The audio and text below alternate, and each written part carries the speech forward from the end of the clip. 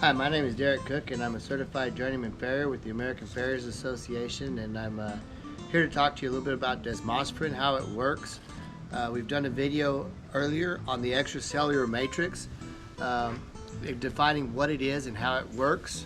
There are certain parts of the extracellular matrix. There's over 50 components, but what we're concerning ourselves with mostly here are collagens, lamins, proteoglycans, and glycosaminoglycans.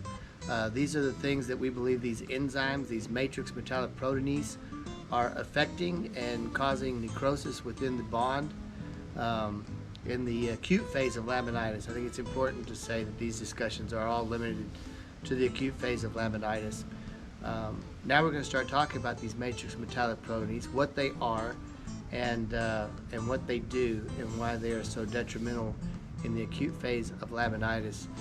Dr. Pollitt started this off. I believe his research was done in 2004, and he identified two matrix metalloproteinase, matrix metalloproteinase number 2 and matrix metalloproteinase number 9.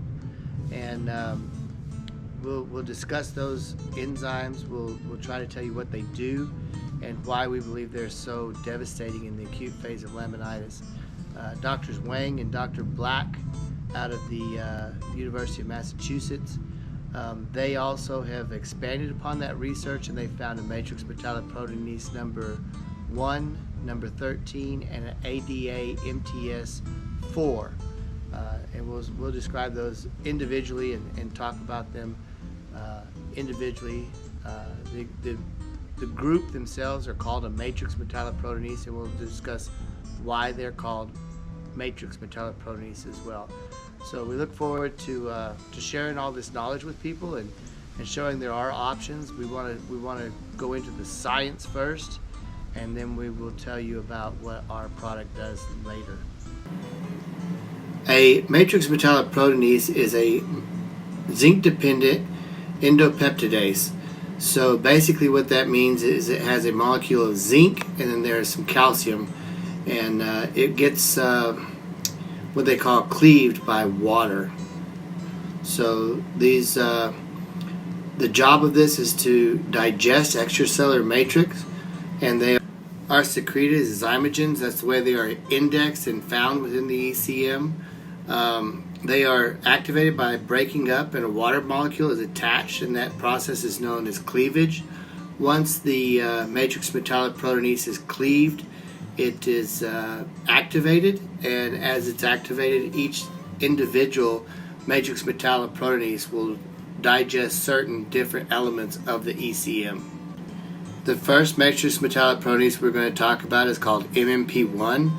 It's also known as an interstitial collagenase and a fibroblast collagenase.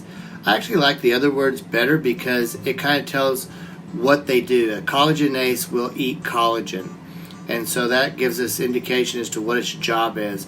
And this particular matrix metalloproteinase, its function is to break down interstitial collagens types 1, 2, and 3. Next we have MMP2. It was discovered in Dr. Pollitt's study in 2004 as a major part of the failure in the acute phase of laminitis. It's also known as 72-KDA4 collagenase and gelatinase A. So this gene encodes an enzyme that will degrade type 4 collagen, and that is a major structural component of the basement membrane. Dr. Pollitt's research shows that this enzyme continues to accumulate over the first 48 hours of laminitis, then it kind of topples off. It's highly elevated in horses with an obel grade 3 lameness. Remember, our obel grade goes from 1 to 4, 4 being totally recumbent. This indicates that MMP2 has a greater contribution to the catastrophic breakdown and the possibilities of the cells to repair themselves after damage occurs. MMP9 is also known as 92-KDA type 4 collagenase or gelatinase B. Matrix metalloproteinase number 9 was discovered by Dr. Pollitt in his study in 2004. In 2013, Dr. Wang and Dr. Black of the University of Massachusetts discovered that the concentration of MMP9 correlates directly with the number of inflammatory leukocytes, suggesting the leukocytes are the source of the enzyme. The research that's been done in multiple sclerosis actually suggests that MMP9 is present before inflammation sets in. The enzyme encoded by this gene degrades type 4 and 5 collagen and other extracellular matrix proteins. The type 4 is essential. It works in conjunction with the lamins to form the desmosomal bonds of the lamina. MMP13 is also known as collagenase number 3. The enzyme encoded by this gene cleaves type 2 collagen more efficiently than it does types 1 and 3. They have studied it in the human, mouse, and the rat model, and it is there's a conserved fork-head response element sequence for FOXO3 alpha, which results in extracellular matrix degradation and apoptotic cell death. ADA MTS4 is also known as aggreganase 1. ADA MTS4 cleaves all the large chondroitin sulfate hyaluron bonding proteoglycans, including aggrecan, brevican, neuronal, and versican. The expression of this gene encoding ADA MTS4 is elevated about 100-fold in horses that naturally get laminitis or grass founder. So as a result of these MMPs being present in the acute phase of laminitis, swelling is caused by the inflammatory leukocytes created by MMP9, the physiological reprogramming of the basal epithelial cells by elevated expressions of ADA MTS number 4. That leads to a depletion of the large extracellular matrix proteoglycans and suppressed signal transduction in the extracellular matrix into the cells. We then have impaired attachment at the basement membrane by the depletion of the hemidesmosomes that was caused by MMP1, MMP2, and MMP13.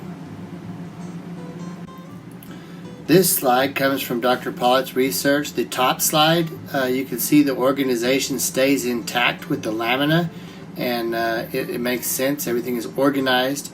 The bottom slide shows what this lamina looked like without it being cooled with cryotherapy, and you can see it comes apart and is completely disorganized. So the overall evolution of laminitis within the acute phase is the desmosomal bonds are broken after the inflammation has set in. That inflammation becomes the engine that moves the hoof capsule up and away from the coffin bone at the dorsal edge, and then when the horse goes to the vet's clinic, radiographs will show what we call rotation. So now that we have an understanding of these matrix metalloproteinase and what their function is, and we associate that with the healthy extracellular matrix and how that works under normal conditions, it's obvious that these enzymes being present during the acute phase of laminitis is just the perfect storm to just destroy things and cause these basal membranes to fail, and our junction between the pedal bone and our hoof wall to be non-existent. And then, after that is displaced or destroyed, the hoof capsule is able to move because there's no longer a firm junction, something tying the hoof wall to the coffin bone, and we believe that's how the rotation occurs. Not so much the way that we know it as far as being the deep digital flexor tendon pulling a coffin bone down, but most likely it's a hydraulic system where the hoof capsule is moving up and away from the pedal bone.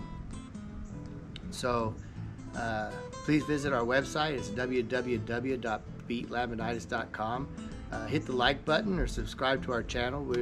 We're new to the YouTube environment, but we're going to put forth a series of videos that have to do with all aspects of the farrier science, but our focus here at Equine Podiatry Solutions is obviously desmosterone.